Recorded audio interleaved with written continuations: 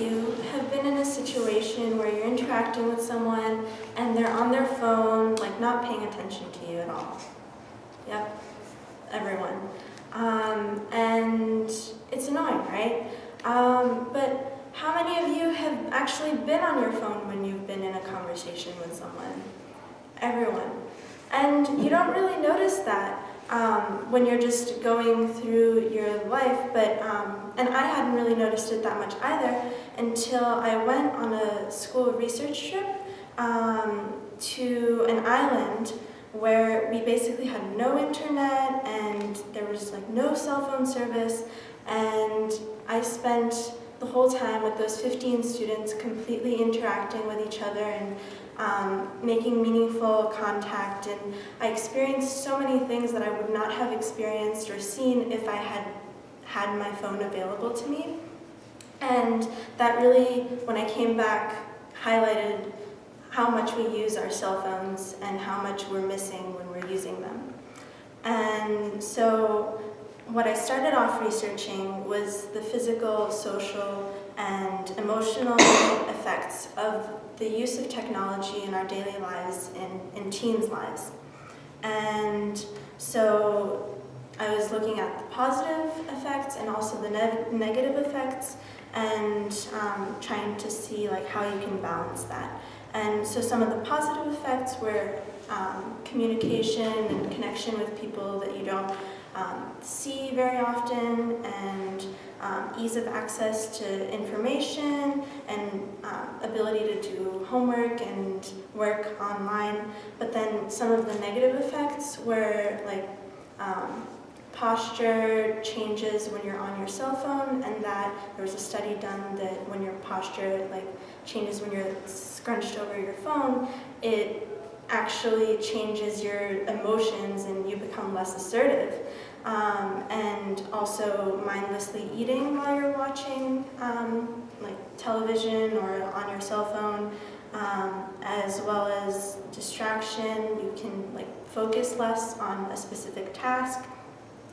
And so I took all of that information that I had and I created a survey, and I asked a group of Boston Latin School students about their views on like the way that technology is actually affecting their lives, and I asked them a lot of questions to gauge how it's actually affecting their lives, and they were very aware of the ways that it was positively affecting their lives, and they were aware of some of the ways that it was negative, but not, they were missing a lot of information, and they were also pretty,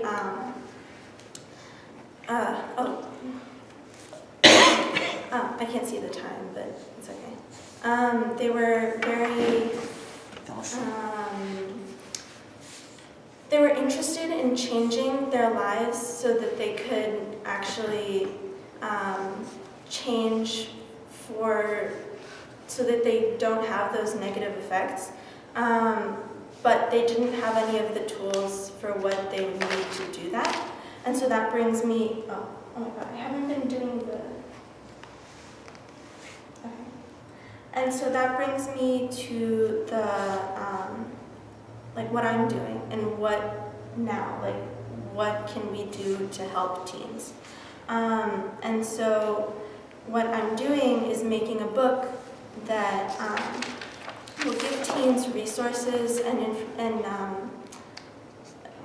kind of like dares or activities that they can actually implement into their daily lives that would help them reduce the negative effects while balancing and having those positive effects. So something could be like on their daily commute, instead of being on their phone and like on the train or the bus, instead kind of being present and aware of their surroundings and trying to notice something that they've never seen before, and observe their environment more than just kind of go into their own little world on their cell phone. And so that could be going out of their comfort zone for a lot of people, and especially getting bored. and like not having anything to actually like excite them. And there was actually a study done that there were people who were just put into an empty room, and they sat down and they had like a shocking device, and they were just told like, just sit, don't do anything, there's this shocking device, but like it's just there. And almost all of the people got bored for the 15 minutes and just sitting and decided to shock themselves just for having stimulation. So it's obvious that people are not comfortable being bored, but it's also something that's really important in terms of having time to think and being comfortable, like not having something to do all the time. And so I would end the book with a list of resources that they can also access that I found from my research that would give them the opportunity to, if they want to continue their like learning about the way they're affected by technology, or learning about ways that they can balance it other than what I've given them, because there's like different ways that are different for different people's lifestyle that would be helpful for different people, and I want to make sure that it's something that anyone can do and it's available to them. And so just like a funny little kind of dare that there's actually a restaurant that has something is that they don't have Wi-Fi, so like talk to each other and pretend like it's 1995. And that's an example of